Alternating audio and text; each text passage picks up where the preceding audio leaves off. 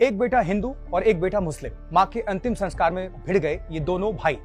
अब आप समझ रहे होंगे कि ये अजीबोगरीब मामला कहां से है। देखिए, बिहार के लखीसराय से ये घटना है जहां एक महिला की मृत्यु हुई और उसके अंतिम संस्कार के लिए आपस में उसके दो जो बेटे हैं वो भिड़ गए। दरअसल आपको बता दें, इस महिला की 2 शादी हुई थी। 45 साल पहले इस महिला ने हिंदू शख्स से शादी की थी और उससे एक बेटा था, वो मुसलमान रह गया। उसके बाद से जब दूसरी शादी हुई उस पुरुष के मृत्यु के बाद, उससे उसको 2 बेटे हुए। दोनों ने हिंदू धर्म अपनाया क्योंकि हिंदू से शादी हुई थी और इसने धर्म परिवर्तन करके जो औरत है वो हिंदू बन गई। उसके बाद से रेखा खान से ये रेखा देवी बन गई।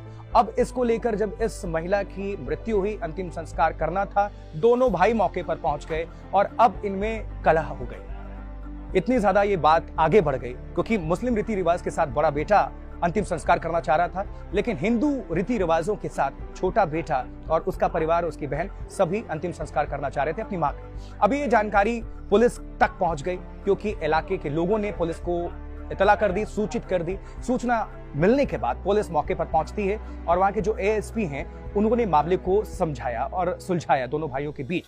इलाके के लोग पुलिस की भी काफी तारीफ कर रहे हैं। जो एएसपी पहुंचे थे वो खुद भी मुस्लिम थे। दोनों के बीच समझाइश हुई, लेकिन अब ये जो चर्चा का विषय बन गया है कि महिला के अंतिम संस्कार को लेकर 2 भाई आपस में भिड़ गए और कमाल की बात ये थी कि एक मुस्लिम था और दूसरा हिंदू। दोनों ही अपने अपने रीति रिवाज के साथ अंतिम संस्कार करने को आमादा थे, अड़े हुए थे, लेकिन फाइनली अंतिम संस्कार हो गया।